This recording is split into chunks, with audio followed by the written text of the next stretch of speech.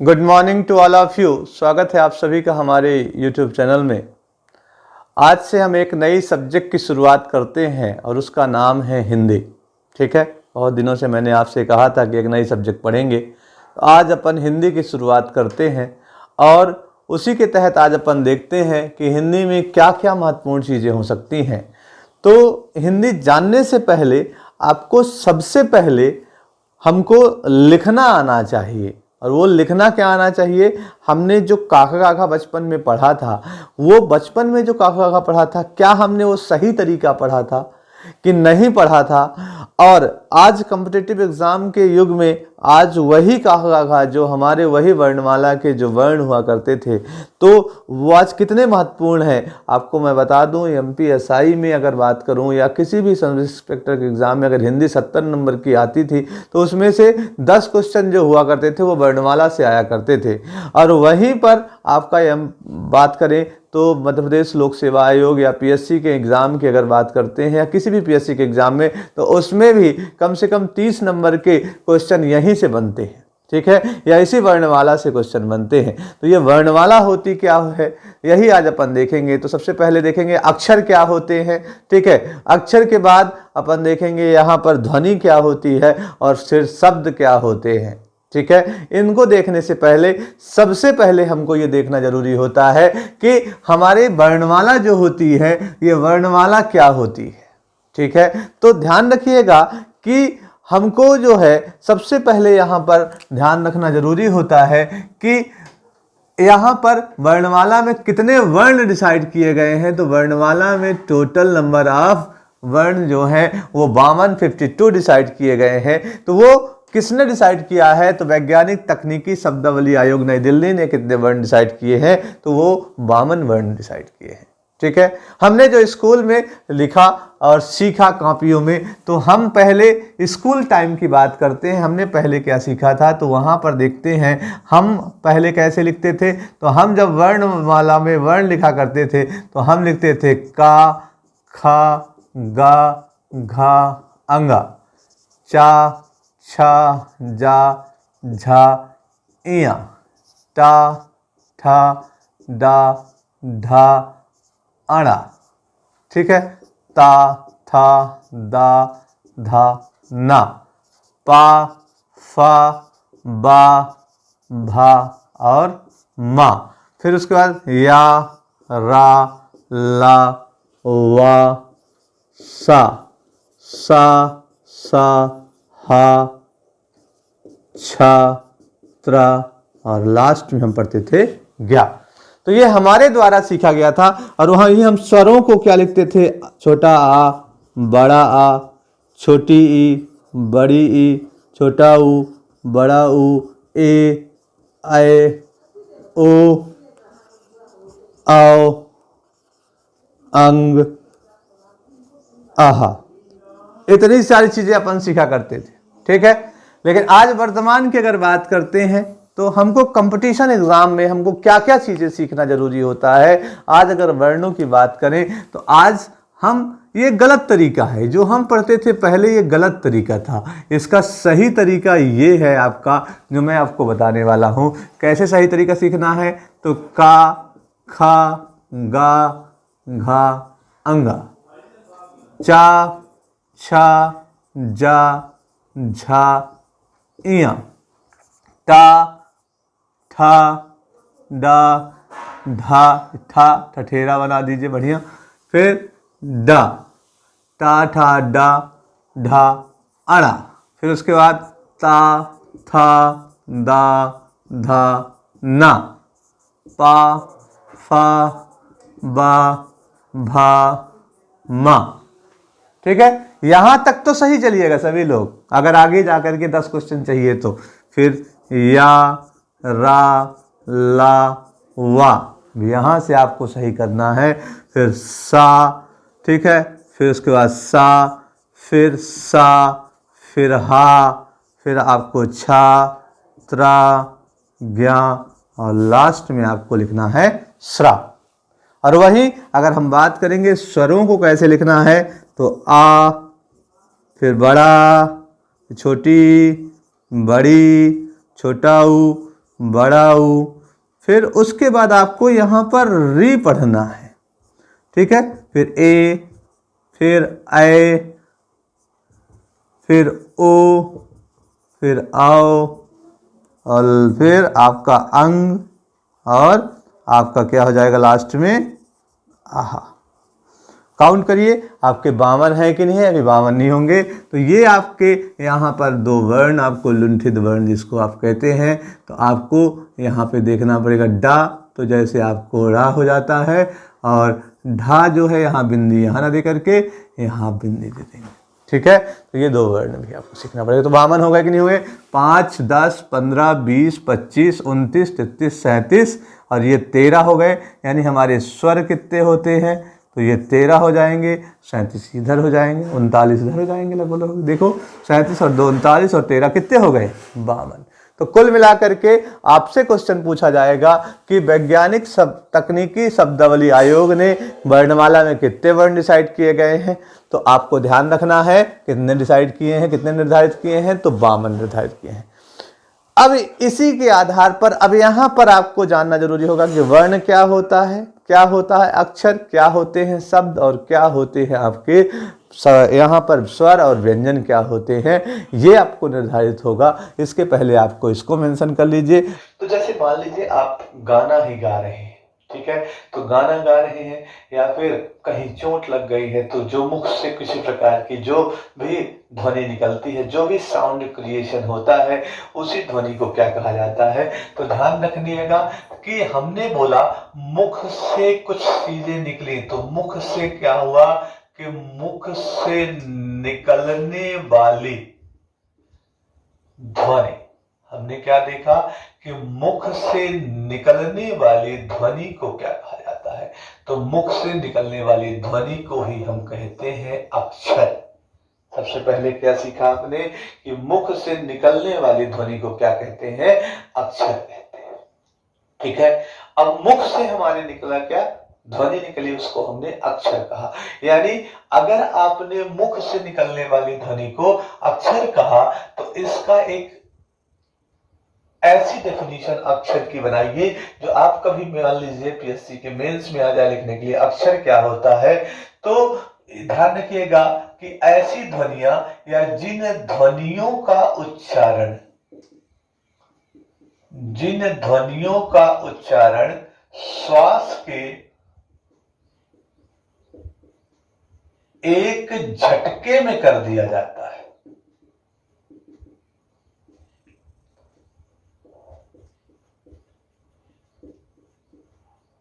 जिन ध्वनियों का उच्चारण श्वास के एक झटके में कर दिया जाता है, उसे क्या कहते हैं, उसे भी अक्षर ही कहते हैं। तो सबसे पहले आपने क्या सीखा, अक्षर क्या होता है। हमारे मुख से जो भी ध्वनियां निकली उसी को क्या कहा गया, अक्षर कहा गया। मतलब यहां पर कहा गया कि जो हमारी भाषा होती है, तो भाषा की क्वेश्चन आ जाए कि भाषा की सबसे छोटी मौखिक इकाई कौन सी होती है। क्वेश्चन आएगा कि भाषा की सबसे छोटी मौखिक इकाई क्या होती है, तो आप क्या जवाब देंगे, तो भाषा की सबसे छोटी मौखिक इकाई को अक्षर कहा जाता है। बन जाएगा सबसे, ठीक है। अब यहां पर अक्षर तो आपने सीख लिया, अब अगली चीज आती है कि वर्ण क्या होता है। तो वर्ण के बारे में देखें, तो भाषा की सबसे छोटी की इकाई क्या है, अक्षर। लेकिन हमने क्या लिखा था, मुख से, हमारे मुख से। मान लीजिए गाना आपने सुना, तड़प तड़प के दिल से जो एक आह निकल रही, आह निकल रही है, तो उसी आह को यहाँ पे 2 वर्ण निकले ना, आहा, निकले। तो यहाँ पर जो कुछ भी मुख से निकल, हमारे जो कुछ भी ध्वनि निकली, तो मुख से निकलने वाली जो ध्वनि है, तो हमने जो लिखा मुख से निकलने वाली ध्वनि को अक्षर कहते हैं। तो उसी ध्वनि का जो लिखित रूप है, उसी ध्वनि का जो लिखित रूप होता है, उसको हम क्या कहते हैं, उसी को हम कहते हैं वर्ण। यानी ध्वनि के लिखित रूप को ही हम क्या कहते हैं, वर्ण। तो ध्वनि के लिखित रूप को वर्ण कहते हैं। अर्थात यहाँ पर जो पीएससी में अगर आपको मेंस में वर्ण की परिभाषा है तो क्या लिखोगे, तो लिखना है जिन ध्वनियों का उच्चारण, जिन ध्वनियों का उच्चारण, यहां बात करें उच्चारण न लिख करके यहां पे एक सही शब्द लिखें तो विभाजन लिखें। जिन ध्वनियों का विभाजन सार्थक खंडों में, सार्थक मतलब जिसका कोई अर्थ निकले, ठीक है, सार्थक खंडों में नहीं किया जा सकता,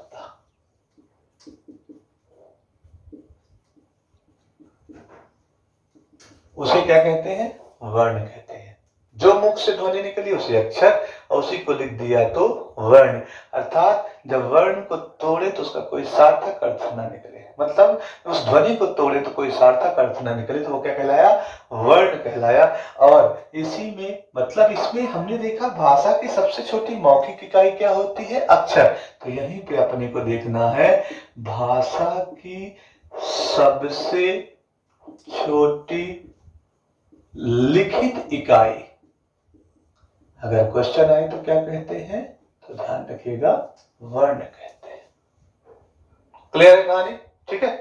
अब एक और चीज आती है कि शब्द किसे कहते हैं, शब्द किसे कहते हैं। तो हमने सीखा मुख से निकली ध्वनि तो अक्षर, वही ध्वनि लिख दिया तो वर्ण। और वही वर्णों का अगर सार्थक मेल हो जाए, वर्णों का सार्थक मेल की बात कर रहे हैं, यानी वर्णों के सार्थक मेल से अगर हम बात करें, मेल से जो निश्चित अर्थ निकलता है,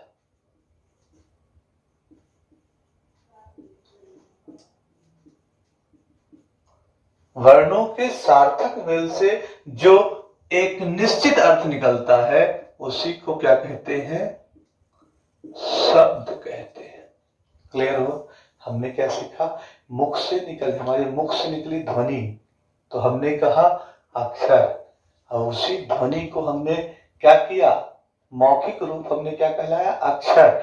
उसी ध्वनि का लिखित रूप कहलाया वर्ण, और उन्हीं वर्णों को मिला दिया तो जो एक निश्चित अर्थ निकला वो क्या कहलाया, शब्द। जैसे फूलों के व्यवस्थित समूह को माला कहते हैं, मोतियों के व्यवस्थित समूह को हार कहते हैं, वैसे ही वर्णों के व्यवस्थित समूह को क्या कहते हैं, तो वर्णों के व्यवस्थित समूह को हम क्या कहते हैं, तो हम वर्णमाला कहते हैं। क्या कहते हैं, वर्णों के व्यवस्थित समूह को वर्णमाला कहते हैं। और यही वर्णमाला जो होती है, तो ध्यान रखिएगा वैज्ञानिक तकनीकी विज्ञान आयोग की बात करते हैं। इसने जो है 52 वर्ण निर्धारित किए, नई दिल्ली में है, तो इन्होंने कितने वर्ण डिसाइड किए हैं, 52। तो हमने आपको बताया था कि वर्णमाला क्या होती है, और उसी वर्णमाला में हमने आपको 52 वर्ण बताए थे। अब ये जो 52 वर्ण हमने आपको बताए थे, तो वैज्ञानिक तकनीकी शब्दावली आयोग ने जो नई दिल्ली में है उसने 52 वर्ण बताए थे। उन वर्णों को हम जब विभाजित करते हैं तो वर्ण या ध्वनि जो है, तो इस वर्ण या ध्वनि के जो भेद थे वो 2 प्रकार के थे, एक था स्वर और एक था व्यंजन। तो स्वर और व्यंजन की जब भी बात करते हैं तो स्वर और व्यंजन ये 2 जो है, तो यहाँ पर पहले सबसे पहले ये जानना जरूरी होता है कि स्वर क्या होते हैं, और फिर जानना जरूरी होता है कि व्यंजन क्या होते हैं। लेकिन ये मैं स्टार्ट करूं आगे स्वर और व्यंजन की परिभाषा बताऊं, इनके अंदर इनका वर्गीकरण करूं, उसके पहले मैं चाहूंगा कि आप हमारे चैनल को सब्सक्राइब कर लें और ज्यादा से ज्यादा अपने दोस्तों को शेयर करें, जिससे वो भी हिंदी का लुत्फ उठा सकें। ध्यान रखिएगा, ये हिंदी एमपीएसआई के लिए आपका ये जो वर्णमाला है 10 क्वेश्चन, और मध्य प्रदेश पीएससी का लगभग 30 से 40 नंबर आपका यही से बनता है मेंस में। ठीक है, तो एमपीपीएससी मेंस 5th पेपर या फिर जो भी पीएससी पेपर होते हैं हिंदी में अगर वर्णमाला आएगा तो यहीं से क्वेश्चन आते हैं। ठीक है, शुरुआत करते हैं। तो सबसे पहले आपको जानना जरूरी होता है कि स्वर क्या होता है। ठीक है, तो एक शब्द आपको यहां पे बताता हूं, ये शब्द सुनिएगा, निर्वाध। ठीक है, तो जब ये बात आती है निर्बाध, ठीक है, और मतलब बिना किसी बाधा की बात आती है, और एक होता है बाधा के साथ, सवाध और निर्बाध 2 शब्द यहां पर देखे जाएंगे। ठीक है, तो यहां पर क्या देखा जाएगा कि जब हम ध्वनियों का उच्चारण करते हैं, तो जब हम ध्वनियों का उच्चारण करते हैं तो हमारे मुख से, हमने कहा था ना कि मुख से निकलने वाली ध्वनि को अक्षर कहते हैं, और अक्षर जो हमारी ध्वनि है उसी ध्वनि का लिखित फॉर्मेट ही वर्ण कहलाता है। कहा था ना मैंने, तो मुख से निकलने वाली ध्वनि की बात कर रहे हैं यहां पर। तो जिन ध्वनियों के उच्चारण में जो वायु होती है, हमारी वायु, हमारे मुख के अंदर से वायु बाहर निकलती है, तो जिन ध्वनियों के उच्चारण में वायु जो है मुख से निर्बाध गति से बाहर निकलती है। क्या कहा कि जिन ध्वनियों के उच्चारण में वायु निर्बाध गति से, बिना किसी बाधा के बाहर निकलती है, उसे क्या कहा जाता है, उसे स्वर कहा जाता है। ठीक है, तो पहली चीज क्या लिखा है कि जिन ध्वनियों के उच्चारण में वायु मुख से निर्बाध गति से बाहर निकलती है।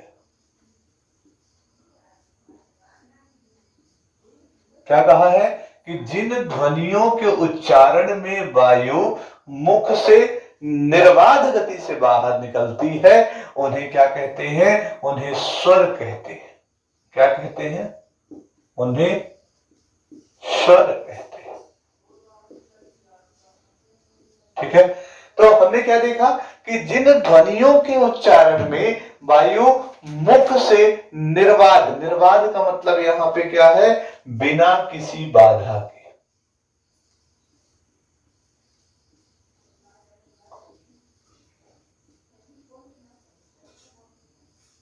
ठीक है, क्या देखा कि जिन ध्वनियों के उच्चारण में, ध्वनि जो हमारे मुख से बाहर निकल रही है उसको हमने क्या कहा था, अक्षर कहा था, लिख दिया तो वर्ड कहलाया। तो जिन ध्वनियों के उच्चारण में वायु मुख से निर्बाध गति से बाहर निकलती है उसे क्या कहते हैं, स्वर कहते हैं। ध्यान रखिएगा, आपके जीवन का आधार है यही स्वर। ठीक है ना, बाद में आएगा स्वर कितने प्रकार के होते हैं, व्यंजन कितने प्रकार के होते हैं। ठीक है, री किस क्या है, स्वर है कि व्यंजन है, स्रा क्या है, स्वर है कि व्यंजन है, सब देखेंगे यहाँ पे। ठीक है, उसके बाद यहां पर ध्यान रखिएगा, या तो फिर इसकी एक और डेफिनेशन बताते हैं, क्या हो सकती है कि वे ध्वनियां, ये मेंस में लिखिएगा, ये वाली डेफिनेशन, वो वाली अगर भूल जाए तो ये वाली लिख दीजिएगा, वे ध्वनियां जो क्या है, स्वतंत्र है। ठीक है, वे ध्वनियां जो स्वतंत्र है तथा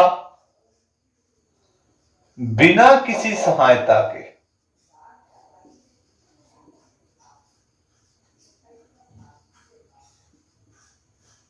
वे ध्वनियां जो स्वतंत्र है तथा बिना किसी सहायता के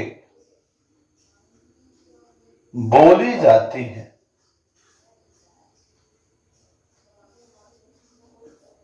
वे ध्वनियां जो स्वतंत्र है और बिना किसी सहायता से बोली जाती हैं या लिखी जाती हैं, या क्या की जाती हैं, लिखी जाती हैं। ठीक है, उन्हें क्या कहते हैं, स्वर कहते हैं। डेफिनेशन याद कर लीजिएगा, जिन ध्वनियों के उच्चारण में वायु मुख से बिना किसी बाधा के बाहर निकलती है, या फिर वे ध्वनियां जो स्वतंत्र है और बिना किसी सहायता के बोली हुआ लिखी जाती है, उन्हें कहते हैं क्या? स्वर। जैसे आ, ठीक है, ई पढ़ते नहीं पढ़ते हो वो, ठीक है, तो वो क्या कहलाते हैं? स्वर कहलाते हैं। तो यहां पर प्रश्न उठता है कि स्वरों की संख्या कितनी है? तो स्वरों की संख्या कितनी है? तो वो है, ध्यान रखिएगा, वो है 11। कितने हैं स्वर?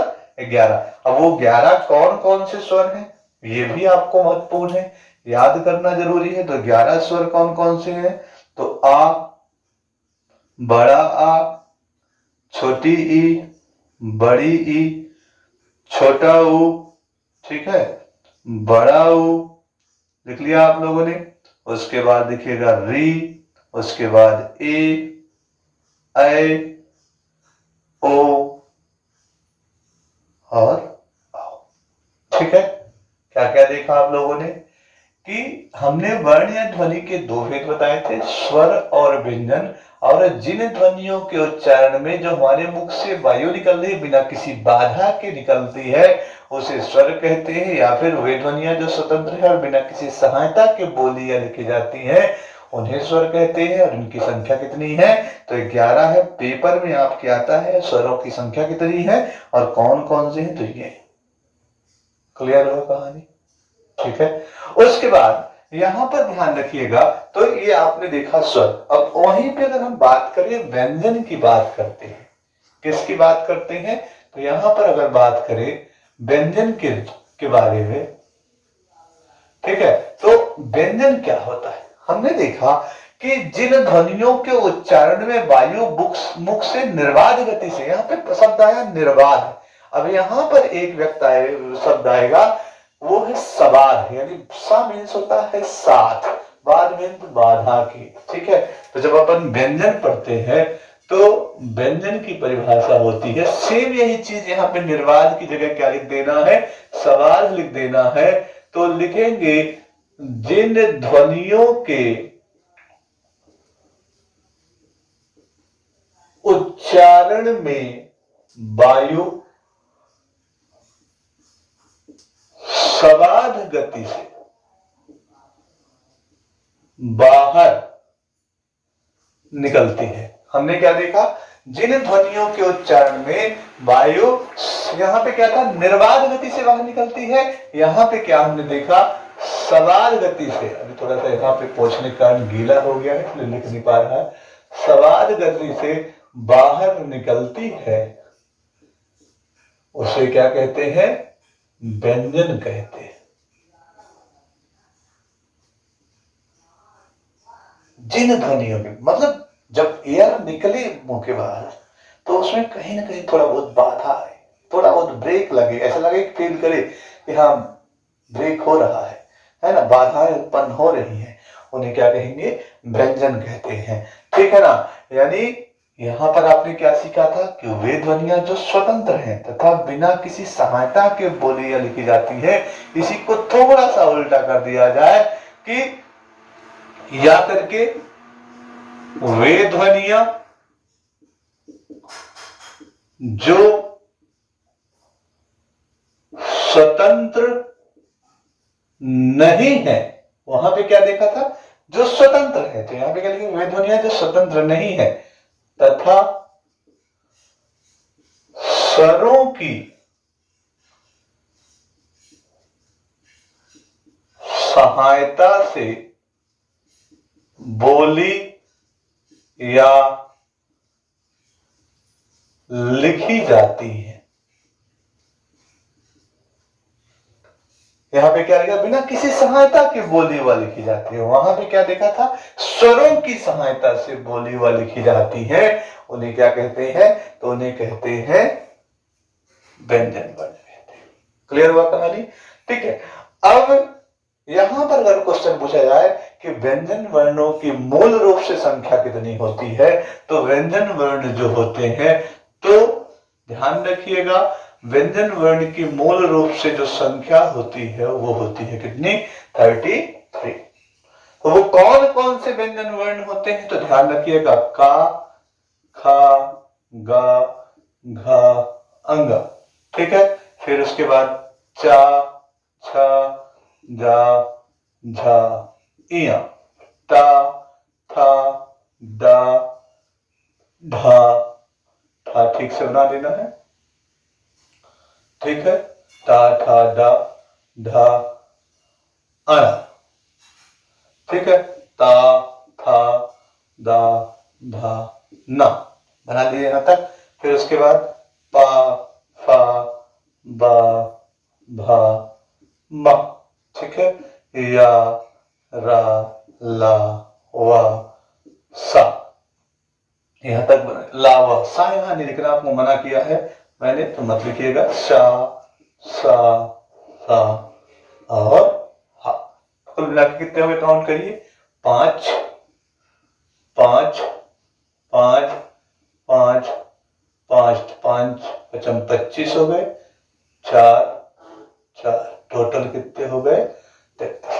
तो क्वेश्चन आपसे पूछा जाएगा कि यहां पर कितने प्रकार के स्वर होते हैं, तो स्वरों की संख्या कितनी होती है, 11, और व्यंजन वर्णों की संख्या कितनी होती है, तो वो होती है आपकी 33। तो हमने आपको आज क्या क्या पढ़ाया है कि वर्णमाला में कितने वर्ण होते हैं, 52, और उनमें वर्णों को विभाजित किया गया है 2 प्रकार से, स्वर और व्यंजन। और जब ध्वनियां हमारे मुख से बाहर निकलती हैं तो जब बिना किसी बाधा के निकले या फिर वो स्वतंत्र है, बिना किसी की सहायता से बोले या लिखी जाए, उन्हें कहते हैं स्वर, और उनकी संख्या कितनी है, 11।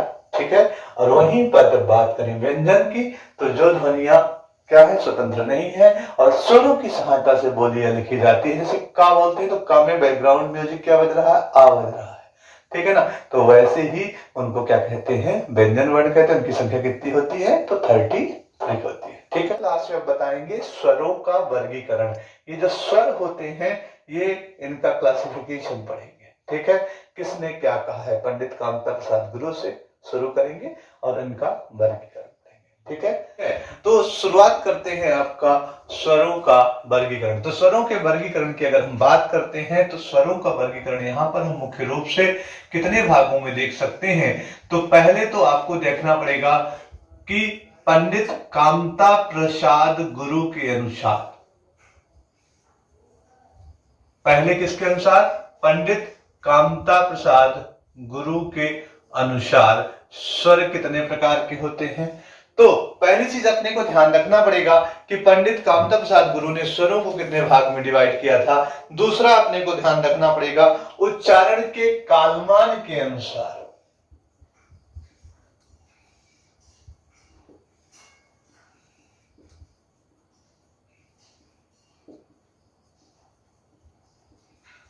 तीसरा अपने को ध्यान रखना पड़ेगा, तीसरा ध्यान रखिएगा ओष्ठाकृति के अनुसार।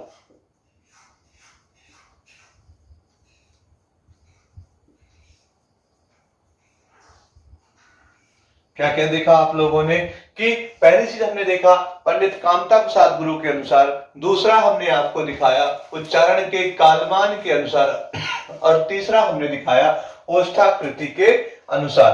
तो उसके बाद चौथा हमने देखेंगे कि उच्चारण में लगने वाले समय के आधार पर।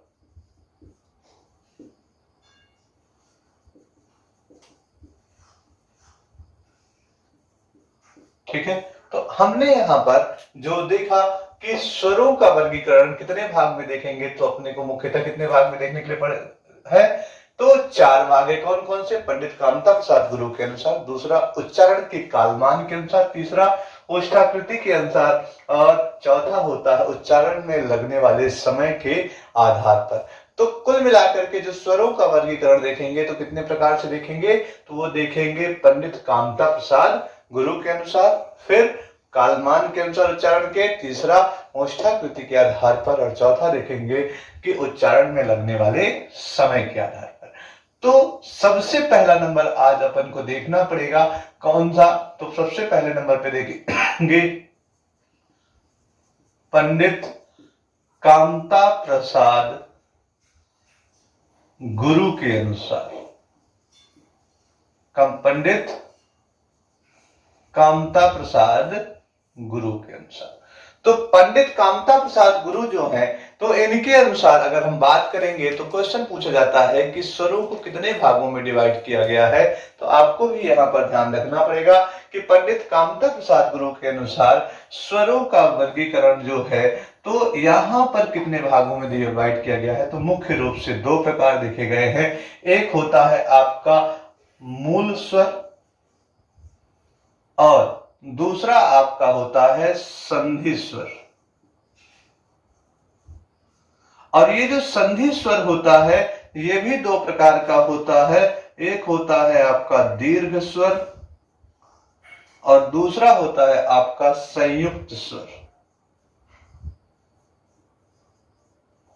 ठीक है, तो यहां पर कौन कौन से देखा हमने, मूल स्वर कौन कौन से होते हैं ये अपने को यहां पर देखना पड़ेगा। ठीक है, तो कौन कौन से मूल स्वर होते हैं, कौन कौन से आपके संधि स्वर में आएंगे और कौन कौन से आपके दीर्घ स्वर में आते हैं और कौन कौन से आपके संयुक्त स्वर में आते हैं।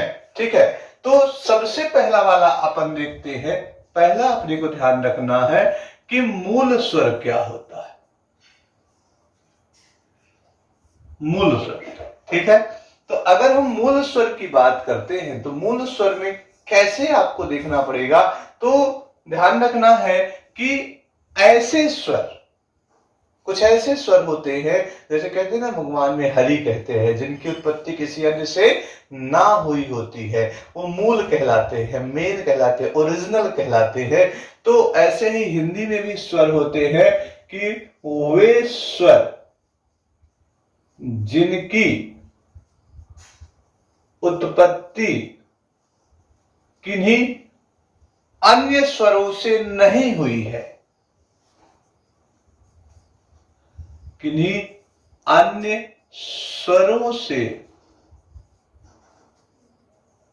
नहीं हुई है, वो क्या कहलाते हैं, उन्हें मूल स्वर कहते हैं। वे स्वर जिनकी उत्पत्ति किन्हीं अन्य स्वरों से नहीं हुई है, वो क्या कहलाते हैं, मूल स्वर कहलाते हैं। जैसे इनके बारे में उदाहरण देखा जाए तो कौन कौन से हो जाएंगे, तो जैसे आ हो जाएगा, उसके अलावा ई हो जाएगा, ऊ हो जाएगा और आपका कौन सा हो जाएगा, तो री हो जाएगा। यानी अगर मूल स्वर की बात करें तो कौन कौन से हो जाएंगे, तो यहां पे आप एक बक्से में लिख सकते हो, आ, ई, ऊ और री। ठीक है, तो मूल स्वर में जिनकी उत्पत्ति किसी अन्य स्वरों से नहीं हुई है उसे क्या कहेंगे, मूल स्वर कहते हैं।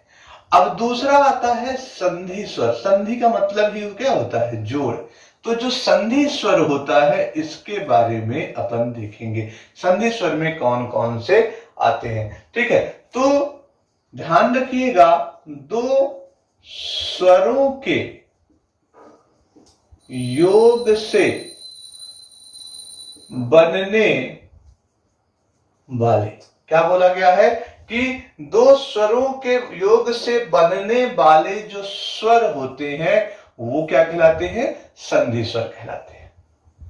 दो स्वरों के योग से, दो स्वर जो भी होंगे, जैसे आ और आ बन जाए, आ और ई बन जाए, ऐसे स्वर जो होते हैं, ठीक है ना, तो उनसे बनने वाले जो स्वर होते हैं उनको क्या कहते हैं, संधि स्वर। और ये कितने प्रकार के होते हैं, तो दो प्रकार के होते हैं। आपने देखा, एक होता है दीर्घ स्वर और दूसरा होता है आपका संयुक्त स्वर। तो पहले नंबर में अगर हम देखें तो आपका जो होता है, तो ये दीर्घ स्वर क्या होता है, क्या होता है दीर्घ स्वर, इसकी बात करते हैं। तो दीर्घ स्वर में ध्यान रखिएगा कि जब बात होती है दो समान स्वरों के मेल से,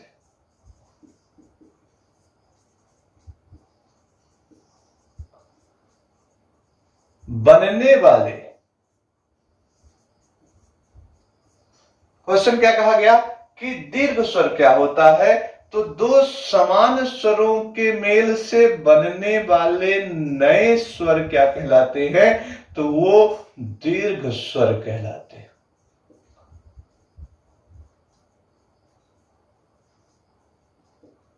ठीक है, दो समान स्वर जब मिले तो दो समान स्वरों के मेल से बनने वाले स्वर क्या कहलाते हैं? दीर्घ स्वर कहलाते हैं। जैसे बात करूं तो बड़ा आ की बात करता हूं तो बड़ा आ किससे में बन जाता है? आ प्लस आ बराबर क्या हो जाता है? बड़ा हो जाता है। जैसे बड़ी ई की बात करता हूं तो बड़ी ई किससे मिल जाएगी? जैसे ई प्लस ई बराबर क्या हो सकता है? ठीक है ना, तो यहां पर हो जाएगा, बड़ी ई भी लगा सकते हो। और अगर यहां पर बड़ा ऊ की बात करता हूं तो ऊ प्लस बड़ा ऊ बराबर क्या हो जाएगा? ठीक है, ऐसे तो दो समान स्वरों के मेल से बनने वाले स्वर क्या हो सकते हैं? ठीक है, तो इनको दो समान स्वर है ना, ऊ भी समान स्वर हो गए, ई भी हो गए और आ हो गए, तो क्या कहलाते हैं? दीर्घ स्वर कहलाते हैं।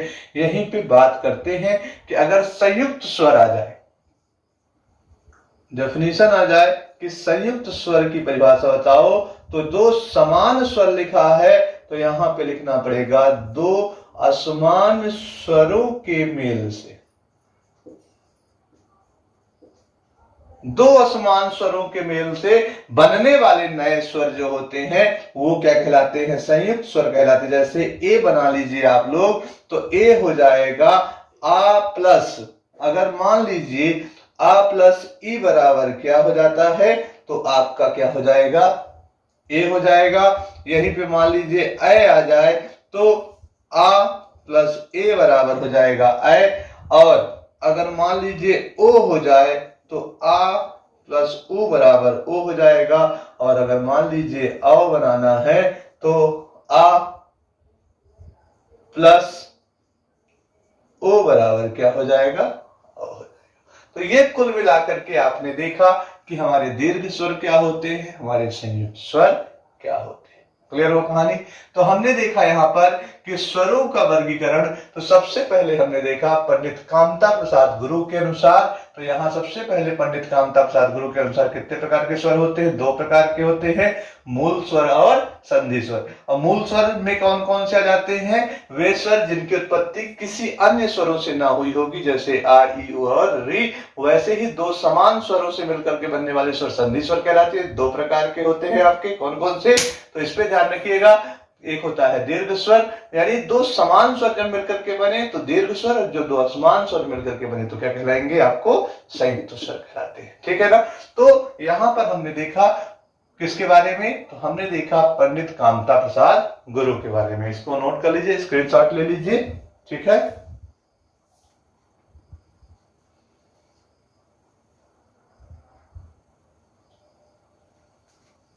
ठीक है।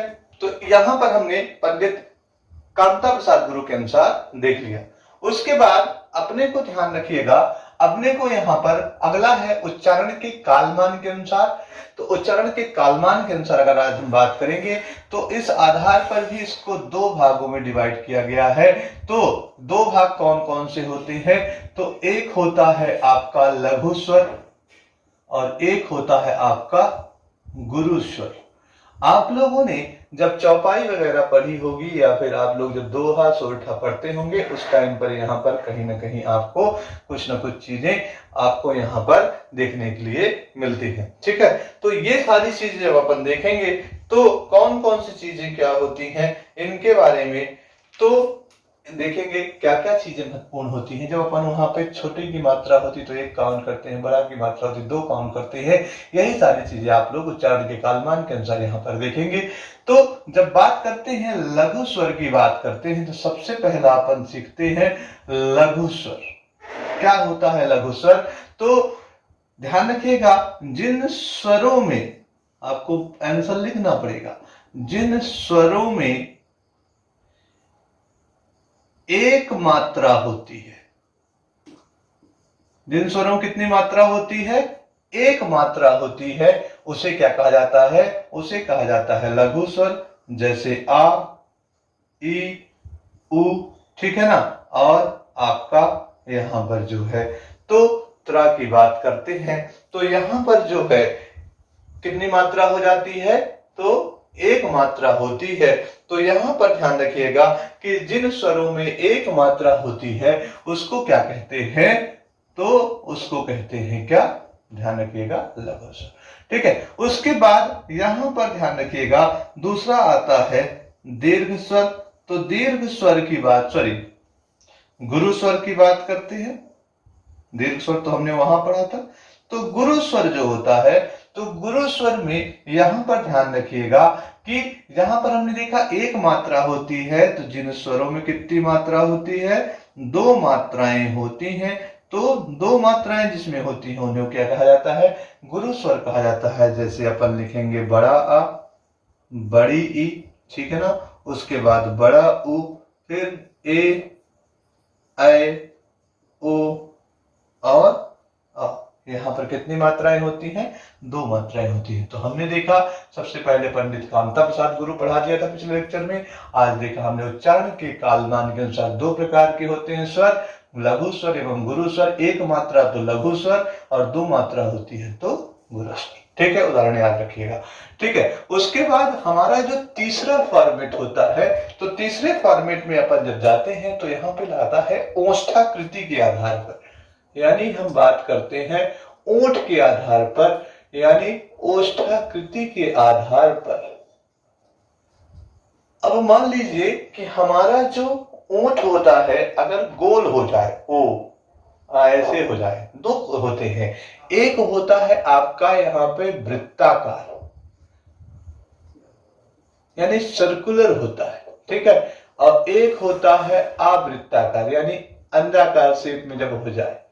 ठीक है, तो जब वृत्ताकार हो जाए तो उसे क्या कहते हैं, और जब अवृत्ताकार हो जाए तो उसे, उसमें कौन कौन से आते हैं। तो ध्यान रखिएगा कि जिन ध्वनियों के उच्चारण में, यहां पे ध्यान रखिएगा, जिन ध्वनियों के उच्चारण में होठों का जो आकार है वो गोल हो, जिन ध्वनियों के उच्चारण में होठों का आकार कैसा हो जाए, गोल हो जाता है, उन्हें क्या कहा जाता है, तो उन्हें वृत्ताकार कहा जाता है।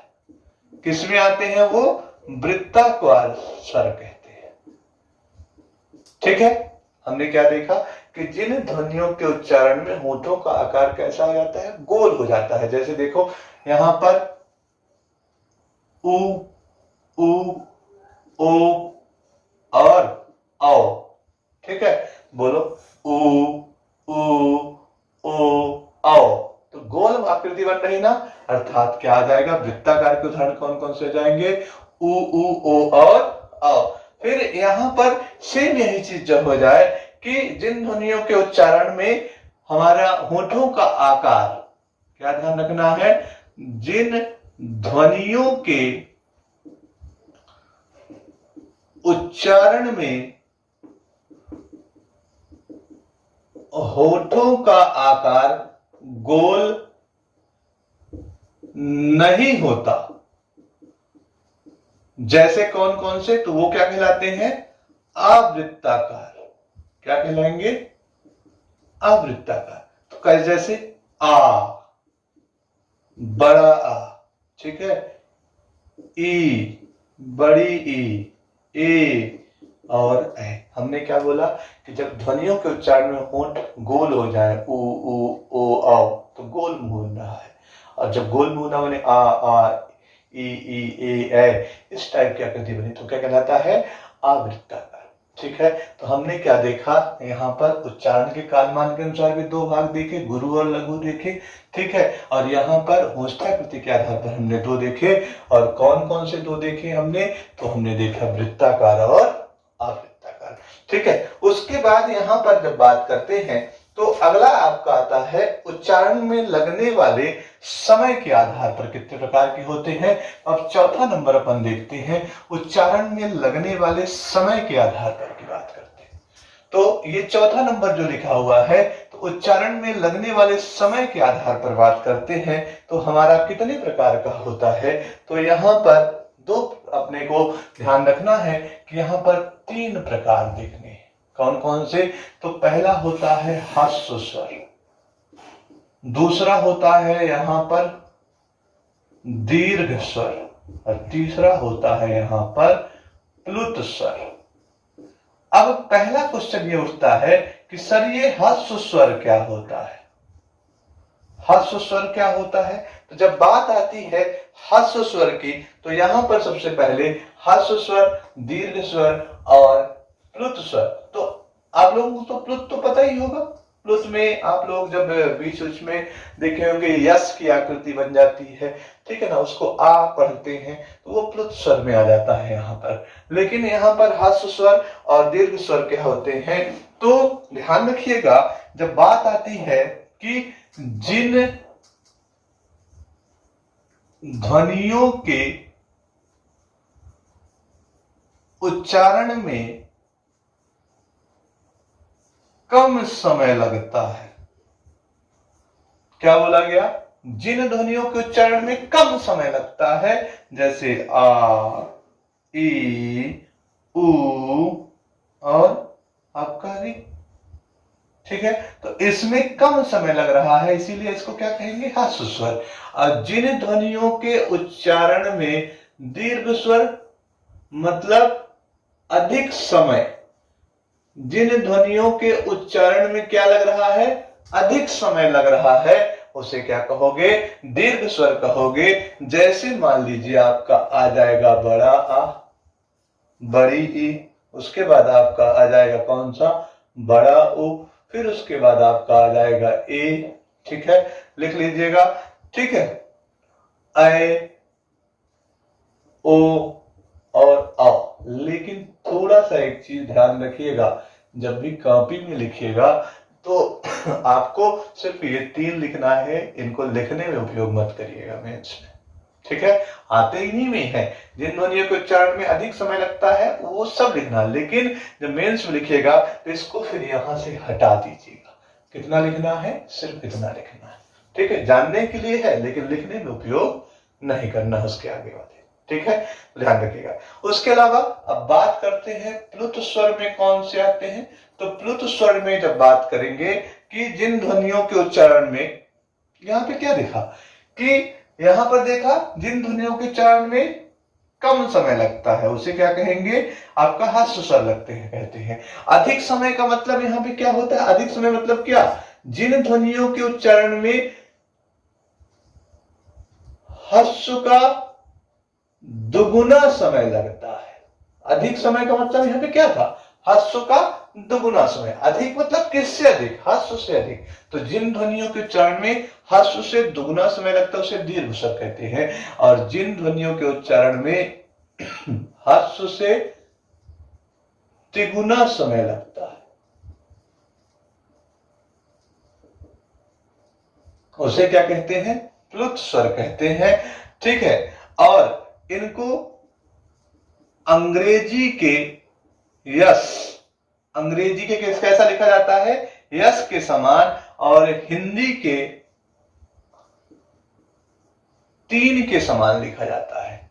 अंग्रेजी के यस और हिंदी के 3 के समान के ऊपर लिखा जाता है, और उच्चारण इसका आ के रूप में किया जाता है। उच्चारण किस रूप में किया जाता है? तो आ के रूप में उच्चारण इसका किया जाता है, ठीक है। यानी क्या जानेंगे? सबसे पहले ह्रस्व स्वर, जिन ध्वनियों के उच्चारण में कम समय लगता है उसे ह्रस्व स्वर कहते हैं। जिन ध्वनियों के उच्चारण में ह्रस्व से दुगुना समय लगता है उसे दीर्घ स्वर कहते हैं, और जिन ध्वनियों के उच्चारण में ह्रस्व से तिगुना समय लगता है उसे क्या कहते हैं? प्लुत स्वर कहते हैं। और इसको अंग्रेजी के यस और हिंदी के 3 जैसा लिखा जाता है। उदाहरण के रूप में अगर हम बात करेंगे तो उदाहरण के रूप में आप यहाँ पर कुछ भी, जैसे मान लीजिए प्रथमोध्याय कर सकते हैं। यहाँ पे संस्कृत साहित्य में मेनली इसका उपयोग किया जाता है, ठीक है। तो प्रथमोध्याय वगैरह यहाँ पर लिख सकते हैं, ठीक है। तो ये कुल मिलाकर के आपका कौन सा हो जाएगा?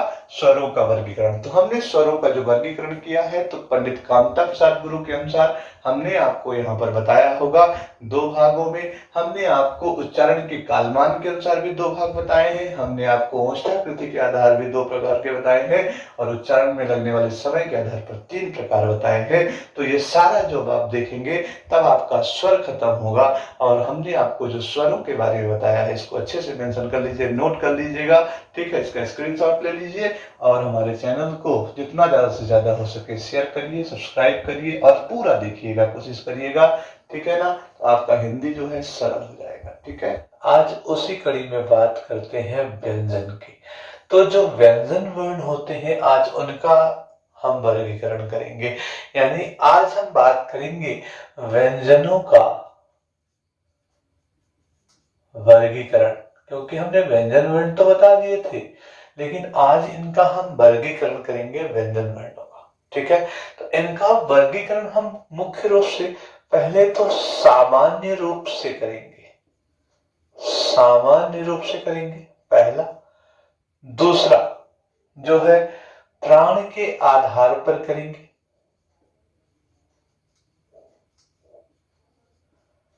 और जो तीसरा रहेगा आपका रहेगा घोष के आधार पर, ठीक है। यानी हमने आपको यहाँ पर व्यंजन वर्णों का जो वर्गीकरण बताया है तो कितने आधार पर बताए। पहला हमने बताया आपको कौन सा वाला, सामान्य रूप से। दूसरा हमने बताया था कौन सा, प्राण के आधार पर। और तीसरा हमने आपको बताया कौन सा, घोष के आधार पर व्यंजन वर्णों का वर्गीकरण किया था, ठीक है। फिर उसके बाद अगर हम बात करें तो व्यंजन वर्णों का वर्गीकरण अगर देखते हैं तो चौथा यहाँ पर जो होता है, तो चौथा भी आता है उच्चारण स्थान के आधार पर। यानी उच्चारण स्थान के आधार पर व्यंजन वर्णों का जो है वो वर्गीकरण कैसे होता है। तो सामान्य रूप से प्राण के आधार पर, सामान्य रूप से हम यहाँ पर कम से कम 6 प्रकार पढ़ेंगे, ठीक है। प्राण के आधार पर अपन यहाँ पर देखेंगे तो 2 प्रकार की चीजें देखेंगे, अल्प प्राण, महाप्राण। घोष के आधार पर देखेंगे तो यहाँ पर आपको मिलेगा सघोष और अघोष। और यहाँ पर उच्चारण स्थान के आधार पर यहाँ पर जो है लगभग 8 प्रकार आपको देखने के लिए मिलेंगे। तो 8 यहाँ मिलेंगे देखने के लिए, ठीक है। 2 यहाँ मिलेंगे देखने के लिए, फिर 2 यहाँ मिलेंगे और लगभग 6 यहाँ पर देखने के लिए मिलेंगे। 6 तो 8 और 8 16 और तो 18, इतने सारे आपको देखने के लिए मिलेंगे। तो सबसे पहले अगर हम बात करें तो सामान्यतः या सामान्य रूप से, सामान्यतः व्यंजन वर्णों को कितने भागों में बांटा गया है। व्यंजन वर्णों को यहाँ पर या व्यंजन वर्णों का वर्गीकरण की अगर बात करते हैं तो यहाँ पर व्यंजन वर्णों का जो वर्गीकरण है हम मुख्य रूप से आपको यहाँ पर बताएं तो 6 प्रकार आपको देखने के लिए मिलेंगे। कितने प्रकार, तो हम 6 प्रकार यहाँ पर देख लेते हैं। कौन कौन से 6 प्रकार है, थोड़ा डिजाइन बना दिया जाए तो जिससे आपको याद रहेगा। क्या है ना, पीएससी मेंस में जो है डिजाइनें याद रहती है, ठीक है। बाकी सारी चीजें तो ठीक है, जितना सुंदर डिजाइन उतने अच्छे नंबर। तो यहाँ पर जब आप 6 प्रकार के बताएंगे तो डिजाइन से क्या होता है, चीजें थोड़ा सा चीजें इजी हो जाती हैं। तो डिजाइन से अगर हम बात करें तो यहाँ पर सबसे पहले जब व्यंजन वर्णों की बात करते हैं तो सबसे पहला व्यंजन वर्ण जो हो जाता है वो कौन सा आ जाता है। सबसे पहले आप यहाँ पर लिख सकते हैं स्पर्श व्यंजन, ठीक है। कौन सा व्यंजन, सबसे पहला कौन सा लिख दिया आपने, स्पर्श व्यंजन। फिर दूसरा मैंने यहां पर लिख दिया उश्रिक्त व्यंजन, ठीक है। तीसरा हमने यहां पर लिख दिया आपका अंतस्थ व्यंजन, ठीक है। चौथा मैंने यहां पर लिख दिया अनुनासिक व्यंजन, ठीक है। फिर पांचवा हमने यहां पर लिख दिया संघर्षी व्यंजन और यहां छठवां मैंने लिख दिया आपका आ जाएगा संयुक्त व्यंजन, हमने कुल कितने प्रकार के लिख दिए? स्पर्श, उत्सृप्त, अंतस्थ, अनुनासिक, संघर्षी और संयुक्त व्यंजन। तो यहाँ पर आप जब देखेंगे स्पर्श व्यंजन की बात करते हैं, उत्सृप्त व्यंजन, अंतस्थ व्यंजन, अनुनासिक और संघर्षी और संयुक्त व्यंजन। तो इनको कैसे पढ़ना है? तो इन छवों को पहले सबसे पहले पढ़ना जरूरी होता है। तो जब हम सबसे पहले इनको देखेंगे तो सामान्यतः आज हम सबसे पहले एक पढ़ते हैं सामान्य रूप से। तो इनके 6 प्रकार देखने को मिलेंगे। ध्यान रखना, one of the most important topic of Hindi है, ठीक है, सबसे महत्वपूर्ण। तो सबसे पहला जो है आपका, तो सबसे पहला अपन पढ़ते हैं स्पर्श व्यंजन। कौन सा देखते हैं? स्पर्श व्यंजन। और स्पर्श व्यंजन मतलब हम बात करते हैं, जैसे हम जब काका लिखे होंगे तो कावर्ण, चावर्ण, टावर्ण, तावर्ण और पावर्ण तक की जो चीजें होंगी यहाँ पर जो आते हैं तो वहां पर स्पर्श व्यंजन में आ जाते हैं। मतलब कहां से कहां तक हमने बताया है? का से लेकर के यहाँ पावर्ण तक की चीजें जो होती हैं ये सारी स्पर्श व्यंजन में आती हैं, ठीक है। मतलब हमारी जो जीभ होती है, तो हमारी जो जीभ होती है तो यहां पर कहा यह जाता है कि जब हम कोई ध्वनि निकालते हैं मुख से बाहर, तो हमारे जब हम ध्वनियों का उच्चारण करते हैं तो जीभ या वायु मुख के जब किसी भी भाग को छू करके बाहर निकलती है उसको कहा जाता है स्पर्श व्यंजन, ठीक है। और इनके उदाहरण मैंने क्या क्या बता दिए थे? जब का हमने दिखाया था तो हमने का वर्ण, चावर्ण, टावर्ण, तावर्ण और पावर्ण हमने आपको यहाँ पे बताया था। तो वो सारी चीजें आपकी यहाँ पर आ जाती हैं, ठीक है। तो आपको यहाँ पर ध्यान रखना है कौन कौन सी चीजें रहेंगी यहाँ पर। तो इसका डेफिनेशन कैसे लिखेंगे कि जिन ध्वनियों के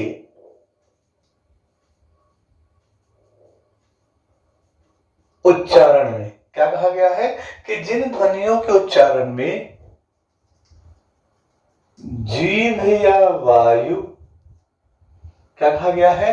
जिन ध्वनियों के उच्चारण में जीभ या वायु की बात करते हैं, मुख के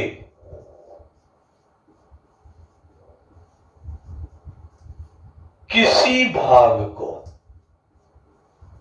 क्या कहा गया है कि जिन ध्वनियों के उच्चारण में जीभ या वायु मुख के किसी भाग को या किसी अंग को स्पर्श कर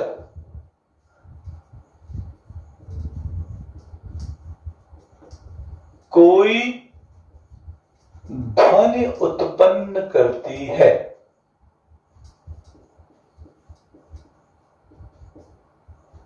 जिन ध्वनियों के उच्चारण में जीभ या वायु मुख के किसी भाग को स्पर्श कर कोई ध्वनि उत्पन्न करती है उसे क्या कहते हैं? उसे स्पर्श व्यंजन कहते हैं। ये ध्यान रखिएगा, बीपीएससी के मेंस में पूछा जाने वाला फेवरेट क्वेश्चन है, उसे स्पर्श व्यंजन कहते हैं, ठीक है। और स्पर्श व्यंजन, क्वेश्चन पूछ दिया जाए कि स्पर्श व्यंजन की संख्या कितनी होती है, तो वो होती है 25, ठीक है।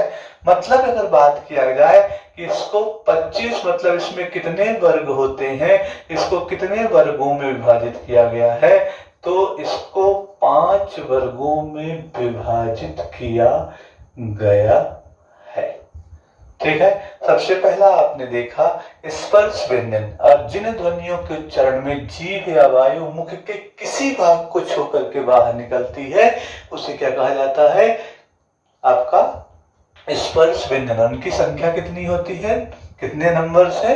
25। और कितने वर्ग है? 5। तो कौन कौन से 5 वर्ग हैं? तो इसे अब देखो 5 वर्ग है ना, इसलिए इसका एक अन्य नाम भी है, इसे वर्गीय व्यंजन भी कहा जाता है। क्या कहा जाता है? वर्गीय व्यंजन कहा जाता है, ठीक है। और प्रत्येक वर्ग, 5 वर्ग है ना, तो जो इसका प्रत्येक वर्ग होता है तो प्रत्येक वर्ग का नामकरण उस वर्ग के पहले वर्ण से, उस वर्ग के पहले वर्ण से रखा गया है, मतलब कैसे, तो रखा गया है तो कैसा हो जाएगा, का वर्ग, चा वर्ग, टा वर्ग, ता वर्ग और पा वर्ग। ये टोटल मिलाकर के कितने वर्ग हो गए हैं आपके, का वर्ग में 5 आते हैं। का वर्ग मतलब का, खा, गा, घा, अंगा, चा, छा, जा, झा, इया, टा, ठा, डा, धा, अणा, ता, था, दा, धा, ना, पा, फा, बा, भा और यहां पर कौन सा आ जाएगा, मा। ठीक है, ठीक। तो और ध्यान रखिएगा, इस वर्ग के जो 5वां वर्ण होता है या इस वर्ग के अंतिम वर्णों को पंचमाक्षर कहा जाता है। यानी स्पर्श व्यंजन के प्रत्येक वर्ग के 5वें वर्ण को क्या कहा जाता है, पंचमाक्षर कहा जाता है। क्लियर हुआ कहानी। तो इतना ध्यान रखिएगा, क्वेश्चन आपसे पूछ दिया जाएगा कि स्पर्श व्यंजन क्या होता है, तो ध्यान रखिएगा यहाँ पर कि जिन ध्वनियों के उच्चारण में जीभ या वायु मुख के किसी भाग को छू करके क्या करती है, बाहर निकलती है या कोई ध्वनि व उत्पन्न होती है, उसे कहते हैं क्या, स्पर्श व्यंजन। उनकी संख्या 25 होती है, अर्थात इनको 5 वर्गों में बांटा गया है और 5 वर्गों में बांटने का इसे वर्गीय व्यंजन भी कहा जाता है। और ध्यान रखना है, इसका जो नामकरण होता है वो उस वर्ग के पहले वर्ण के आधार पर होता है। और यहाँ पे कौन कौन से होते हैं, तो स्पर्श व्यंजन यानी का से लेकर के पा वर्ग तक के सभी जो वर्ण होते हैं वो क्या कहलाते हैं, स्पर्श व्यंजन कहलाते हैं। और प्रत्येक वर्ग का 5वां जो या अंतिम वर्ण जो होता है वो पंचमाक्षर कहलाता है। क्लियर हुआ कहानी। ठीक है, तो ये हो गया आपका स्पर्श व्यंजन। अब आपका आता है दूसरा नंबर। तो दूसरा नंबर की बात करते हैं, तो दूसरे नंबर में आपका आता है उत्सृप्त व्यंजन। कौन सा आता है, उत्सृप्त व्यंजन। और इस उत्सृप्त व्यंजन की बात करते हैं तो जब इसकी डेफिनेशन की बात आती है तो जैसे हमारी जो जीभ होती है तो कहीं ना कहीं जीभ मतलब वायु के साथ क्या करती है, किसी न किसी साउंड को क्रिएट करती है, कोई ना कोई ध्वनि का उच्चारण करती है। तो जिन ध्वनियों के उच्चारण में क्या होता है, जीभ झटके से ऊपर नीचे होती है, जिन ध्वनियों के उच्चारण में जीभ झटके से ऊपर नीचे होती है। क्या कहा है, जिन ध्वनियों के उच्चारण में जीभ झटके से ऊपर नीचे होती है उसे कहा जाता है कौन सा व्यंजन, उसे उत्सृप्त व्यंजन कहा जाता है। और इसके अन्य नाम ध्यान रखिएगा, अन्य नाम ही पेपर में आते हैं। जैसे इसको कहा जाता है ताड़न जात, या फिर इसको कहा जाता है विकसित, या फिर इसको कहा जाता है द्विगुण व्यंजन। इतने नाम आपको याद रखना है। और ये कौन कौन से होते हैं, तो ये आपका होता है ढा और दूसरा होता है आपका ड़ा। ठीक है, ड़ा और ढा जो होते हैं ये आपके ताड़नजात, विकसित या द्विगुणित व्यंजन होते हैं। इन्हीं को ही उत्सृप्त व्यंजन कहा जाता है। ठीक है, तो मैंने आज आपको भी क्या बताया, व्यंजन वर्णों को जब हम वर्गीकरण की बात करते हैं तो सामान्य रूप से इसको 6 भागों में डिवाइड किया गया है, स्पर्श, उत्सृप्त, अंतस्थ, अनुनासिक, संघर्षी और संयुक्त व्यंजन। तो हमने सबसे पहले स्पर्श देखा, दूसरा हमने उत्सृप्त देखा, यानी ढा और ढा जो होते हैं ये आपके किस किस प्रकार के व्यंजन होते हैं, उत्सृप्त व्यंजन कहलाते हैं। ठीक है ना। उसके बाद आपको जो है तो अगला जो देखेंगे तो अगले नंबर में जो आता है वो आते हैं आपके अनुनासिक व्यंजन। कौन से आते हैं, अनुनासिक। इसको मैं मिटा देता हूं। फिर से सुनिएगा।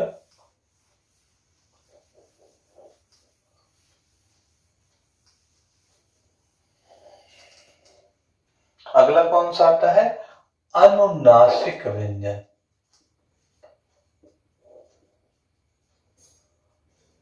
अनुनासिक व्यंजन जो होता है, यहां पे बात करते हैं जिन ध्वनियों के उच्चारण में हवा नाक एवं मुख दोनों से बाहर निकलती है। क्या बात करते हैं कि जिन ध्वनियों के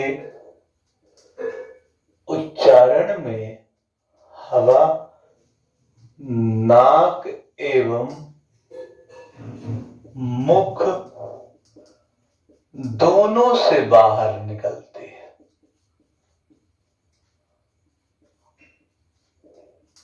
ठीक है, क्या कहा गया है कि अगर हम कोई भी साउंड क्रिएट कर रहे हैं तो नाक और मुंह दोनों से जब हवा बाहर निकलेगी उसे कौन सा कहा जाएगा?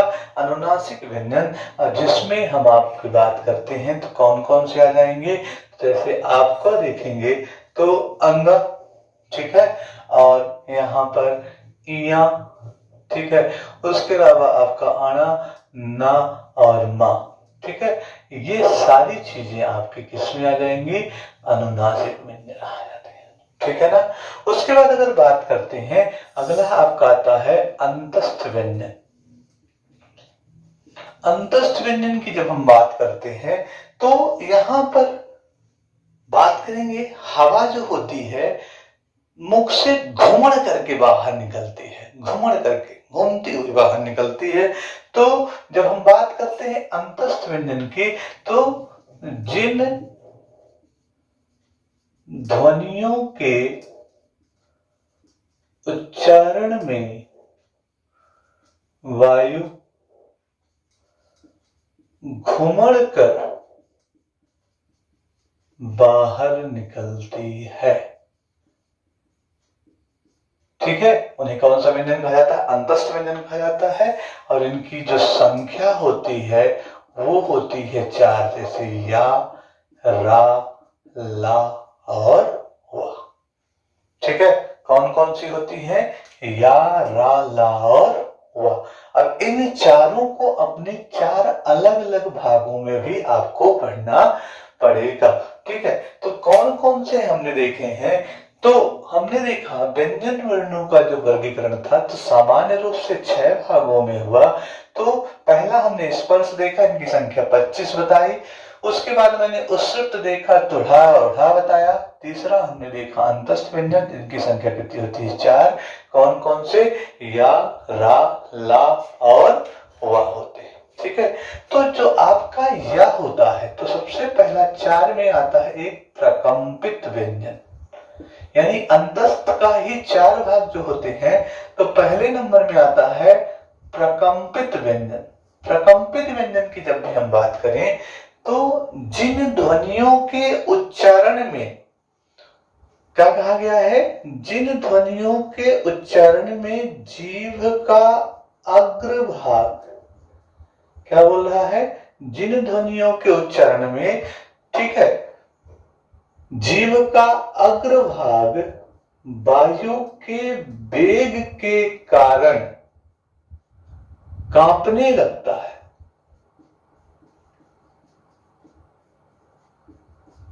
क्या कहा गया है? जिन ध्वनियों के उच्चारण में जीभ का अग्रभाग, जीभ का ये वाला भाग वायु के वेग के कारण कांपने लगता है, तो उसे हम क्या कहते हैं? उसे हम प्रकंपित व्यंजन कहते हैं। जैसे आपका आता है रा, जरा बोल के बताइए, रा, रा, जीभ का अगला भाग कांप रहा है ना, मतलब वायु के वेग के कारण जीव का अग्रभाग क्या करने लगे? कांपने लगे, उसे कहते हैं प्रकंपित व्यंजन। दूसरा आता है पार्श्विक व्यंजन। पार्श्विक व्यंजन यानी हमने रा पढ़ लिया, अभी और बचे हैं ना, तो कौन सा आता है? पार्श्विक व्यंजन। तो पार्श्विक व्यंजन क्या होता है? ठीक है, तो हमारी जो ये जीभ होती है, तो जब हम कोई ध्वनि निकालते हैं तो जीभ जो होती है, तो जीभ के दोनों किनारों से, जीभ के अगल बगल से एयर बाहर निकले, ठीक है, यानी क्या होती है कि जिन ध्वनियों के उच्चारण में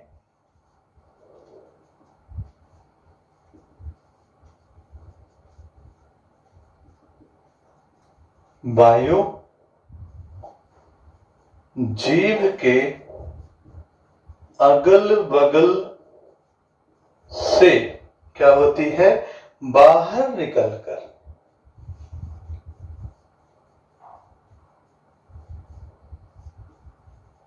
ध्वनि उत्पन्न करती है।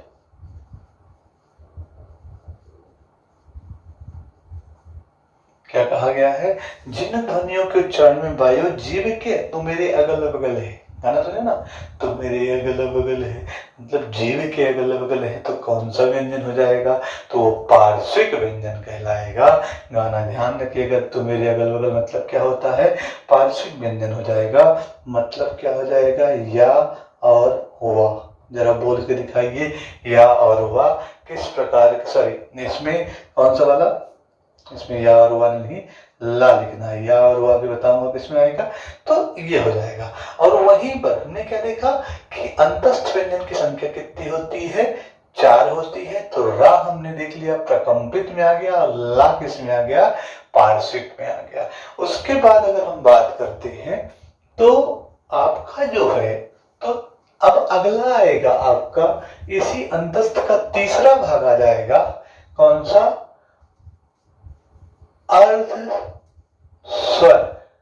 अर्ध स्वर व्यंजन की बात करते हैं, ठीक है। यानी कहने का मतलब होता है जिन ध्वनियों के उच्चारण में जो वायु होती है बिना संघर्ष के बाहर निकलती है।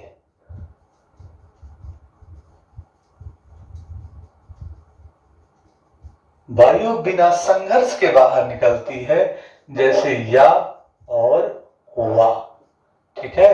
तो जिन ध्वनियों के उच्चारण में वायु जो होती है बिना संघर्ष के बाहर निकलती है मुख से, और फिर कोई ध्वनि क्रिएट होती है, उसे कहते हैं कौन सा, अर्ध स्वर, जैसे या और हुआ।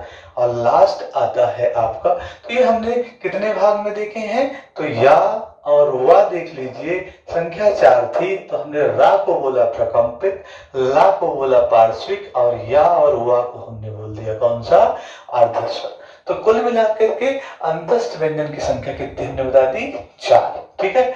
उसके बाद अगर हम बात करते हैं तो अगला आपका आता है इसी में से संघर्षी व्यंजन। कौन सा आ जाता है, संघर्षी व्यंजन की बात करते हैं, तो कौन सा पढ़ते हैं, संघर्षी व्यंजन।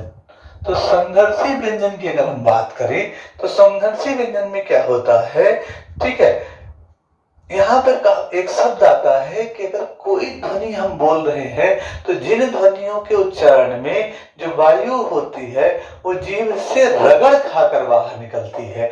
यानी वायु क्या होती है, जीभ से रगड़ खाकर बाहर निकलती है।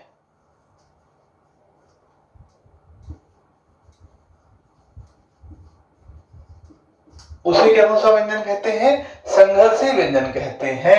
जैसे आपका शक्कर, ठीक है, जैसे आपका षटकोण, ठीक है, जैसे आपका सरपंच, लिखा कि नहीं लिखा, जैसे आपका हवाई जहाज।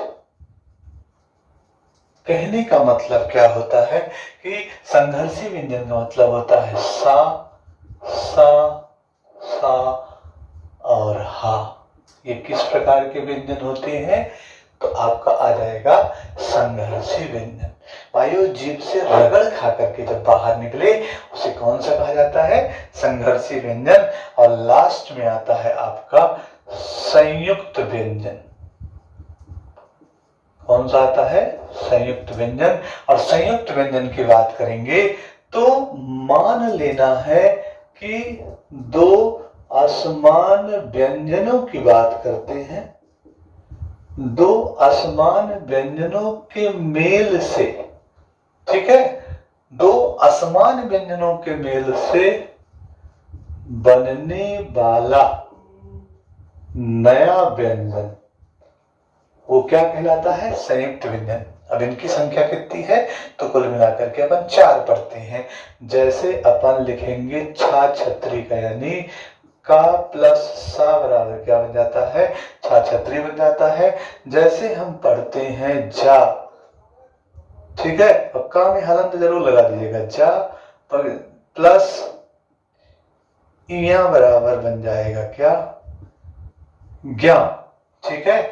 और उसके बाद आपको ता प्लस रा बराबर बन जाएगा त्रा, और उसके अलावा आपको सा प्लस रा बराबर बन जाएगा स्रा, ठीक है। तो ये ध्यान रखिएगा कि छा, त्रा, ज्ञा और स्रा, ये जो 4 प्रकार के आपको यहाँ पर वर्ण मिलते हैं वो किस में आ जाते हैं? तो ये संयुक्त प्रकार के व्यंजन होते हैं, ठीक है। तो ध्यान रखिएगा, हमने आपको स्पर्श व्यंजन की संख्या बता दी 25, ठीक है ना, और संयुक्त व्यंजन की संख्या बता दी 2, अंतस्थ व्यंजन की संख्या बता दी 4, उसके बाद अनुनासिक की बता दी 5, और हमने बता दिया है संघर्षी व्यंजन की जब हम बात करते हैं तो इनकी संख्या बता दी 4, और संयुक्त व्यंजन की संख्या भी बता दी है आपको 4। तो आज उसी कड़ी में मैं आपको बताऊंगा कि प्राण के आधार पर व्यंजन वर्णों को कितने भागों में बांटा गया है। लेकिन उसके पहले मैं चाहूंगा कि आप हमारे चैनल को लाइक करें, सब्सक्राइब करें और दोस्तों को शेयर भी करें। और अगर आप चाहते हैं कि आपको हिंदी में, अगर एमपीएसआई में जो भी क्वेश्चन पूछे जाते हैं हिंदी में, पहले 70 क्वेश्चन पूछे जाते थे, नया फॉर्मेट जो भी बनेगा उस आधार पर जो भी हिंदी के क्वेश्चन बने और वर्णों से कितने प्रकार के क्वेश्चन बनते हैं, वो सारे क्वेश्चन अगर आपको सीखना है तो हमारे साथ आपको जुड़ना पड़ेगा। एमपीपीएससी का मेंस का आपका जो यहाँ पर 30 से 40 नंबर के क्वेश्चन पूछे जाते हैं वर्णों के, से आपको सारे क्वेश्चन बनेंगे। तो हमारे साथ जुड़िए और दोस्तों को साथ इसको बांटिए, ठीक है। तो आज हम पढ़ेंगे प्राण के आधार पर व्यंजन वर्णों को कितने भागों में बांटा गया है। तो ध्यान रखिएगा, प्राण के आधार पर हम जब बात करेंगे तो व्यंजन वर्णों को 2 भागों में बांटा जाएगा। और वो 2 भाग कौन से होंगे? तो एक भाग होगा आपका अल्प प्राण और दूसरा भाग होगा महाप्राण, ठीक है। यानी हम बात करेंगे कि यहाँ पर अल्प प्राण और महाप्राण की यहाँ पर हम बात करते हैं, ठीक है। तो सबसे पहले यहाँ पर जो क्वेश्चन आता है कि अल्प प्राण की संख्या कितनी होती है, तो अल्प प्राण की संख्या होती है 19 और महाप्राण की संख्या कितनी होती है? 14। अब यही चीजें अपने को सीखना है कि कौन कौन से यहाँ पे जो व्यंजन वर्ण होते हैं अल्प प्राण कहलाते हैं और कौन कौन से यहाँ पर महाप्राण कहलाते हैं, ठीक है। तो इनके बारे में भी अपन यहाँ पर देखते हैं। तो जब अपन कहा गा पढ़ते हैं तो कहा गा में अपन लोग देखते हैं कि अपन लोग क्या करते हैं, यहाँ पर लिख देते हैं का, खा, गा, घा, अंगा, अपन ऐसा लिखते हैं। फिर उसके बाद लिखते हैं चा, उसके बाद छा, जा, झा, इया, ठीक है। फिर उसके बाद टा, था,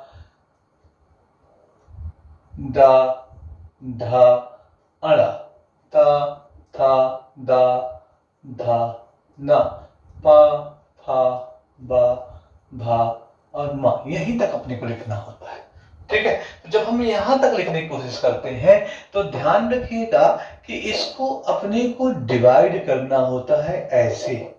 इसको अपन ऐसे जब डिवाइड करते हैं तो इसको जब ऐसे डिवाइड करेंगे तो यहाँ पर अगर देखते हैं 1, 2, 3, 4 और ये 5 भाग में डिवाइड हो जाते हैं।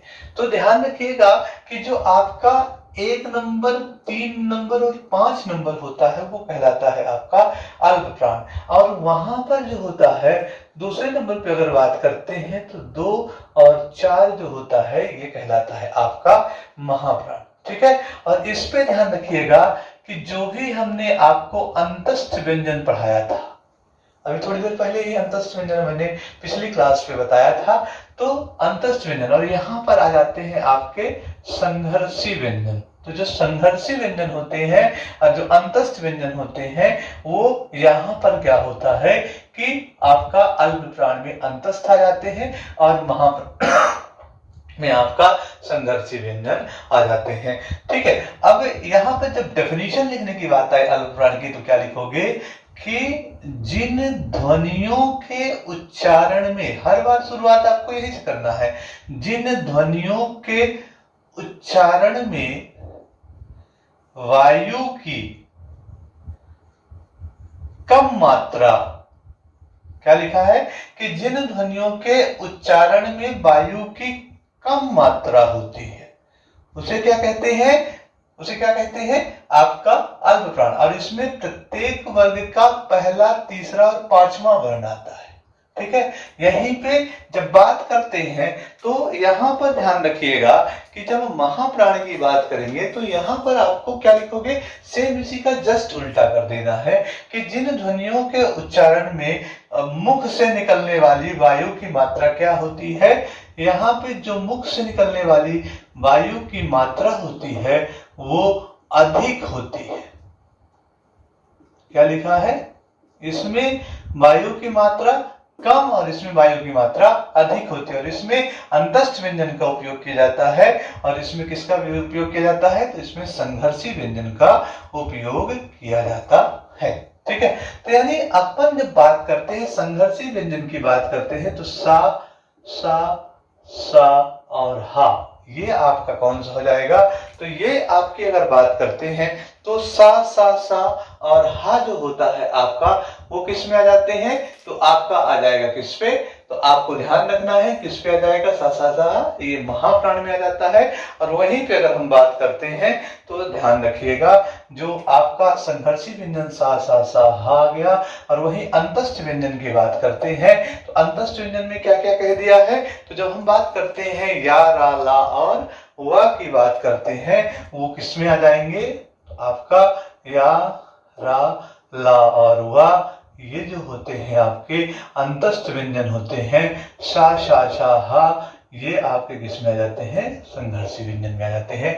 तो ध्यान रखिएगा कि जब इसकी बात करते हैं तो इसमें क्या क्या आ जाएगा, तो का, चा, यानी यहां पर अगर हम बना दें तो ये आपका हो जाएगा अल्प, यह हो जाएगा महा, ये हो जाएगा अल्प, ये हो जाएगा महा और ये हो जाएगा अल्प। यानी अगर इसको अगर बनाना चाहें तो का, चा, टा, ता और यहां पर कौन सा आ जाएगा, पा आ जाएगा। फिर खा इसमें आएगा तो गा इसमें आएगा, ठीक है, घा इसमें आएगा तो अंगा इसमें आएगा, चा इसमें आएगा तो छा इसमें आएगा, तो जा इसमें आएगा तो झा इसमें आएगा, तो या इसमें आएगा, ता आएगा तो ठा इसमें आएगा, तो इसमें दा आएगा, तो था इसमें आया है तो इसमें ढा आएगा, तो ढा आएगा तो इसमें अणा आएगा। ठीक है, इसमें ता आया था तो इसमें था आएगा, तो इसमें ता था के बाद दा आएगा तो इसमें धा आएगा, तो इसमें ना आएगा, तो इसमें पा के बाद फा आएगा, तो इसमें मा आएगा। फिर इसके बाद पा, फा, इसमें क्या लिखा है, पा, फा, बा, तो बा इसमें आ जाएगा, पा, फा, बा की बात करेंगे पहले इसमें, फिर इसमें भा आ जाएगा तो इसमें माँ आ जाएगा। यानी इतनी सारी चीजें ये जो हमने लिखा, यानी ये आपका जो है ये आपका अल्प प्राण हो गया और ये आपका कौन सा हो जाएगा, महाप्राण हो जाएगा। तो आपसे जब भी पेपर में क्वेश्चन पूछा जाएगा तो क्या बताओगे कि प्राण के आधार पर व्यंजन वर्णों को दो भागों में बांटा गया, अल्प प्राण और महाप्राण।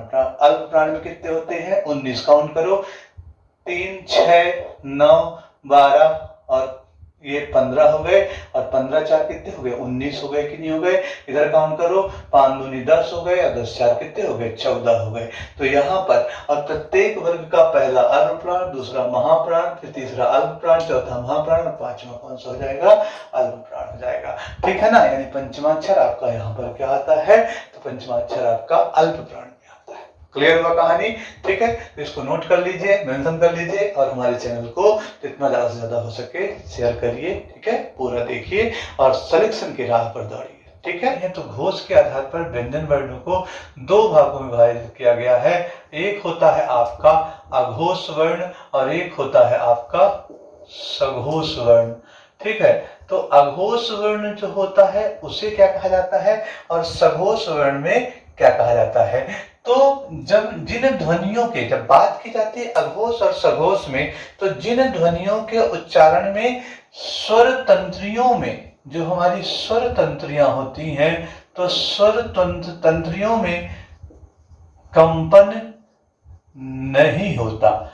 यानी क्या कहा है, लिखना है आपको कि जिन ध्वनियों के उच्चारण में हमारी स्वर तंत्रियों में कंपन नहीं होता है उसे कहते हैं कौन सा, अघोष वर्ण। और जिन ध्वनियों के उच्चारण में स्वर तंत्रियों में कंपन होता है उसे क्या कहेंगे, तो उसे कहते हैं सघोष वर्ण। अब क्वेश्चन आता है कि अघोष वर्ण की संख्या कितनी होती है, तो इनकी कुल संख्या जो होती है ये 13 होते हैं। वहीं पे जब बोला जाए कि सघोष वर्ण की संख्या कितनी होती है तो ये 20 होती है, ठीक है ना। तो अघोष वर्णों की संख्या 13 होती है और यहाँ पर सघोष वर्णों की संख्या कौन सी होती है, तो आपका क्या आ जाएगा, 20 हो जाएगा। क्यों हो जाएगा कि जब अपन काका गा पढ़ते हैं तो अपन फिर से यहाँ लिखते हैं का खा गा घा और अंगा, चा छा जा झा इया, टा ठा डा ढा अड़ा, ता था दा धा और ना। फिर उसके बाद पा फा बा भा और मा।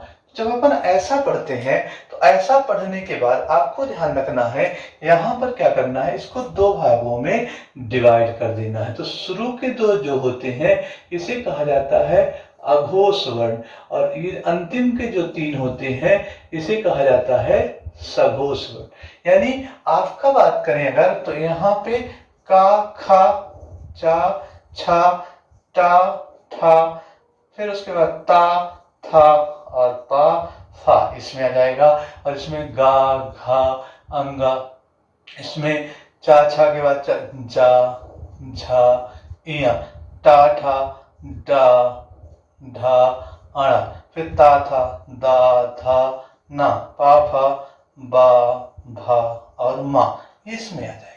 क्लियर हुआ। और उसके अलावा ये तो 10 हो गए ना, इसके अलावा इसमें क्या आ जाएगा, सा सा और यहाँ पे एक हो जाएगा कौन सा, सा। जो अपन ने वहां संघर्षी पढ़ा था वो किसमें आ जाएगा, संघर्षी जो 4 थे 4 में 3 आपके किसमें आ जाते हैं, अघोष में, और एक चौथा जो होता है वो किसमें आ जाएगा, सघोष वर्ण। यानी हा किस प्रकार का वर्ण है, क्वेश्चन आता है तो किस प्रकार का है, सघोष वर्ण है। और उसके अलावा तो ये 13 हो गए, कितने हो गए, 5 2 10 और ये 3 कितने हो गए, 13। तो ये कंप्लीट हो गया। अभी देखो ये 5 नहीं 15 1 16 हुए, 4 और बचे हुए हैं ना। तो जो आपका यहाँ पर हमने अंतस्थ व्यंजन पढ़ा था या रा ला और वा, ठीक है ना। यानी हमने जो वहां पर बताया था अल्प प्राण में यारा लावा, वो अल्प प्राण का यारा लावा यहाँ पर सघोष वर्ण का उदाहरण हो जाएगा, ठीक है।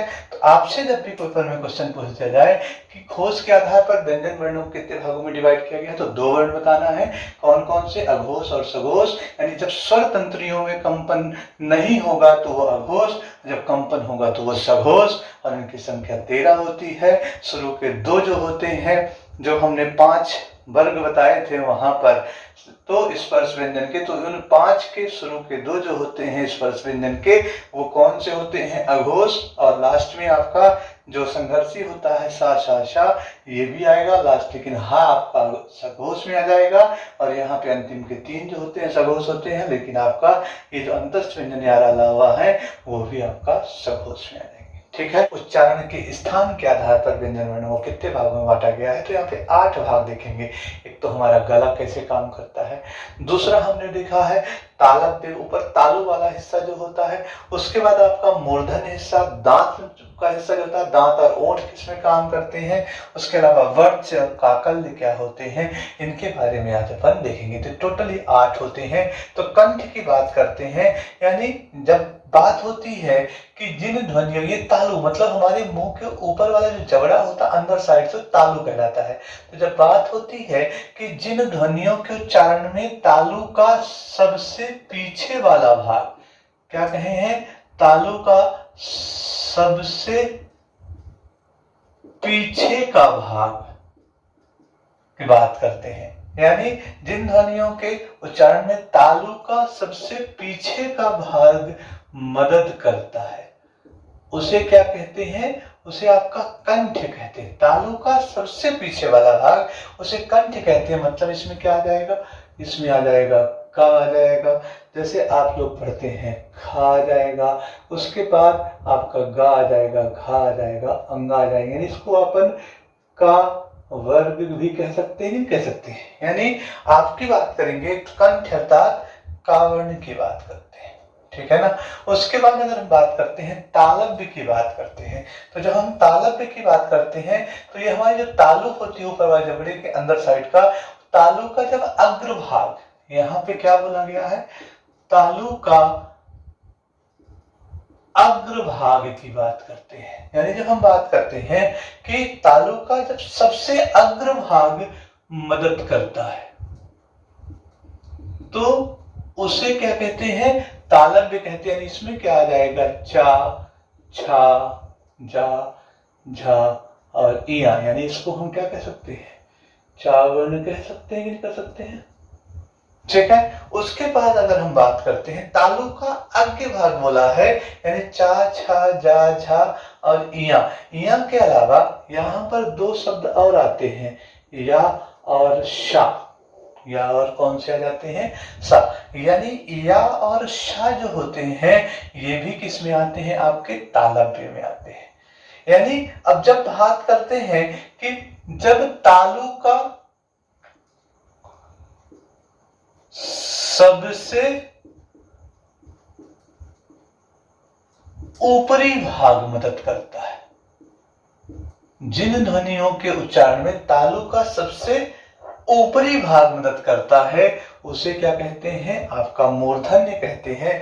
यानी अगर हम बात करते हैं तो टा वर्ण आ जाएंगे, टा, ठा, डा, ढा और अड़ा। इतना तो लिख दिया आप लोगों ने। उसके बाद आपको यहाँ पर हमने जो बताया था उत्सृप्त व्यंजन ढ़ा, ड़ा और ढा, ये भी आपने को लिखना है। उसके अलावा अपने को यहाँ पे सा लिखना है और अपने को यहाँ रा लिखना है, ठीक है। इसको भी अपने को ध्यान रखना है। फिर उसके बाद जिन ध्वनियों के उच्चारण में जीभ ऊपर के दांतों को स्पर्श करती है, यहाँ पर किसकी बात कर रहे हैं, जीभ ऊपर के दांतों को स्पर्श करती है। क्या कहा है, जीभ ऊपर के दांतों को स्पर्श करती है।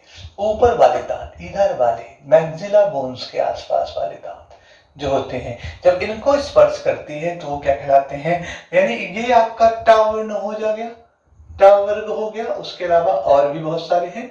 फिर उसके बाद तो कौन कौन से आ जाएंगे इसमें, इसमें आपका आ जाएगा ता, था, दा, धा, ना। इतना हो गया कि नहीं हुआ। और उसके अलावा इसमें आ जाएगा शा और ला, ये दोनों चीजें भी इसमें ऐड हो जाएंगी। इसमें रा और शा ऐड हो गया है, ठीक है। उसके बाद जब ओष्ठ की बात करते हैं तो दोनों ओंठ जब परस्पर मिलते हैं, दोनों ओंठ जब परस्पर मिलते हैं, कौन कौन से मिलेंगे, तो ये ता वर्ण हो जाएगा। ये ता वर्ण तो हुआ कि नहीं हुआ, ठीक है। और यहां पर जब दोनों ओंठ परस्पर मिलते हैं, यानी पा, फा, बा, भा, मा, यहां तक हो गया कि नहीं हो गया, तो पा, फा, बा, भा, मा। यानी ये किस में आ जाएगा आपका, तो ये आपका ओष्ठ में आ जाएगा, ठीक है। उसके बाद अगर बात कर रहे हैं जिन ध्वनियों के उच्चारण में क्या होता है, ऊपर के दांत, ऊपर के दांत नीचे के होंठों पर आते हैं। ऊपर के दांत कहाँ आते हैं, नीचे के होंठों पर आते हैं। उन्हें क्या कहते हैं, दंतोष्ठ कहते हैं। जैसे आपका आ जाएगा वाह, क्या आ जाएगा, वाह, वाह, चलो वाह, ऊपर के दांत नीचे के वाह, ठीक है। फिर उसके बाद यहाँ पर आएगा वर्ड्स की बात करते हैं। तो जीभ जो होती है, जब कोई भी ध्वनि हम निकालते हैं तो जीभ जो होती है वो मसूड़ों को स्पर्श करती है।